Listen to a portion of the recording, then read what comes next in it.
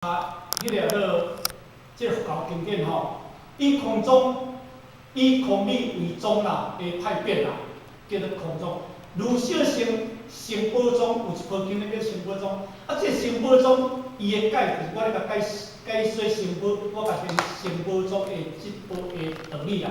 以印度小乘最后成立一个宗派，亦是小乘空宗，也是这叫做小乘的空宗啦。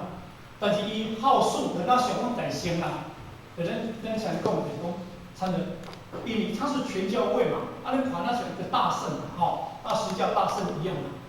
因阿弥跋摩所造的城堡论嘛，哦，所以呢有依据嘛，故名成宝宗。所以这个咱互学去甲伊的语典内底当中，因为伊的空宗的内底当中有伊安尼解说。但是大乘，因为伊今日，因为伊即个内底空宗内底有一个叫做一个叫做小乘空宗，啊，一个叫做即个大乘三论宗嘛。解说就是讲中论、十二门论嘛，甲别论、定理宗，不可以要研究这个物件。